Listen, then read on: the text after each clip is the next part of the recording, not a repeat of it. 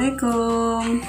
Hari ini Nasya mau ke dokter, mau kontrol, mau periksa ke dokter anak. Berangkatnya pagi-pagi, ini masih jam 6. Kita mau naik kereta. Dadah. Nah teman-teman, di sini aku mau cerita pengalaman aku 2 tahun yang lalu bolak-balik ke rumah sakit untuk antar anak pertama aku yang pertama itu untuk terapi.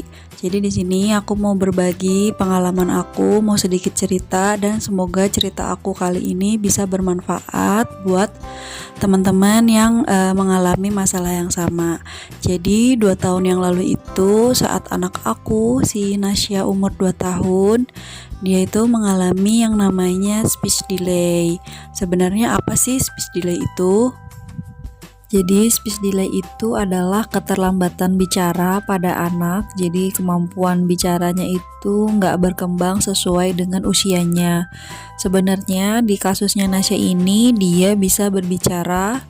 Dia juga waktu bayi sudah mengalami yang namanya babbling, dan di usia 12 bulan juga sudah bisa manggil mama papa. Di usia 18 bulan juga dia sudah bisa menyebutkan 5-10 kata, tapi di usia 24 bulan dia tidak bisa merangkai kata. Jadi kesulitan untuk merangkai kata, padahal harusnya anak usia 2 tahun itu sudah bisa merangkai kata menjadi kalimat, minimal 2 kata dalam setiap kalimat. Contohnya itu mau susu, atau mau mandi, mamah lapar, atau berbicara dengan kalimat tapi bentuknya lebih sederhana, terdiri dari 2-3 kata. Nah saat itu Nasya belum bisa. Terus yang dialami Nasya waktu itu, dia juga kurang fokus, sulit sekali untuk fokus. Dia juga sulit sekali untuk dipanggil, dan ketika kita ajak bicara, dia lebih cenderung tidak menatap kita atau hilang kontak mata. Jadi karena ada beberapa ciri-ciri di atas itu, akhirnya aku dan suami memutuskan untuk periksa Nasya ke rumah sakit, khususnya rumah sakit yang ada klinik tumbuh kembang anak. Kebetulan waktu itu kita periksa di RSPAD Rumah Sakit Gatot Subroto yang ada di Jakarta Pusat, tepatnya di Senen. Waktu itu kita periksa ke situ, terus ternyata didiagnosa oleh dokternya setelah menjalani berbagai serangkaian tes ya. Jadi sebelum didiagnosa itu kita sudah dites pendengaran ke THT, sudah dites juga yang lain-lainnya, dan ternyata Nasya itu ada ADHD. Nah, ADHD itu apa? Nanti aku jelasin di video selanjutnya ya. Yang mau aku share di sini buat teman-teman yang ada anak atau ada saudara atau siapapun itu yang punya masalah sama seperti Nasya, hilang kontak mata, sulit dipanggil, terus bicaranya belum lancar, atau dia belum bisa mengeluarkan kata, itu wajib banget ya bawa ke klinik tumbuh kembang biar nanti bisa diperiksa oleh dokternya dan bisa didiagnosa serta diberikan terapi yang sesuai dengan kondisi anak. Jadi harus segera ya teman-teman. Nah itu dia tugas kita sebagai orang tua ya teman-teman. Kita tuh harus lebih peka lagi terhadap tumbuh kembang anak kita.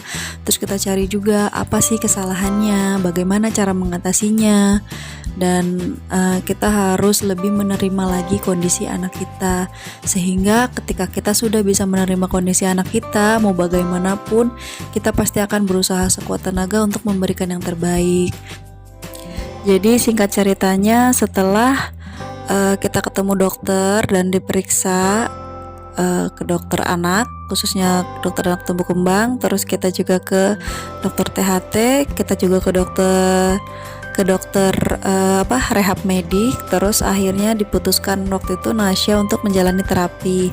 Waktu itu kebetulan di sana cuma ada terapi wicara dan terapi okupasi.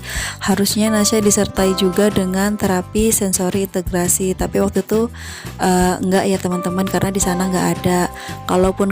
Kalaupun mau bisa terapi di luar, tapi waktu itu aku nggak ambil karena dokternya bilang terapi okupasi sekalian aja minta SI.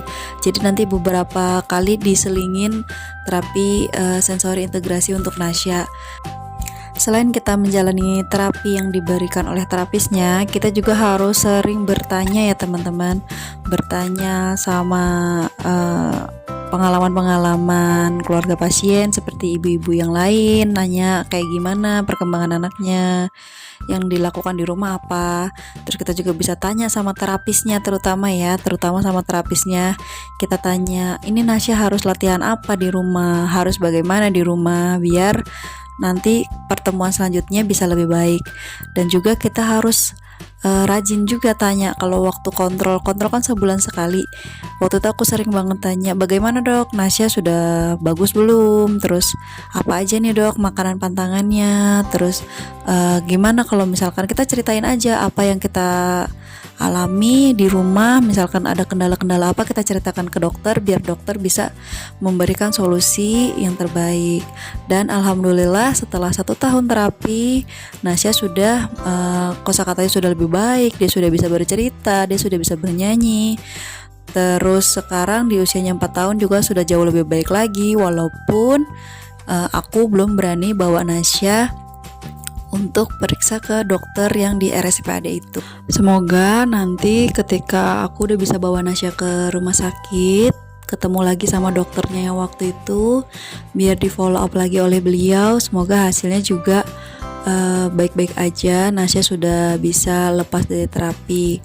Karena sejujurnya di bulan Januari 2020 itu dokter sudah bilang Nasya sudah boleh lepas terapi bicara ya, tapi 2 bulan lagi, jadi kemungkinan tuh bulan Maret. Nah, Nasya itu terapi sampai bulan Februari dan bulan Maretnya itu sudah corona, jadi aku benar-benar langsung stop, langsung cut, nggak ada terapi ke rumah sakit, jadi full di rumah. Oke teman-teman, kira-kira kayak gitu ceritanya. Semoga sedikit cerita dari aku bisa bermanfaat ya buat teman-teman. Dan kalau memang bermanfaat, jangan lupa like, comment, dan subscribe-nya. Bye bye, see you next video. Assalamualaikum warahmatullahi wabarakatuh.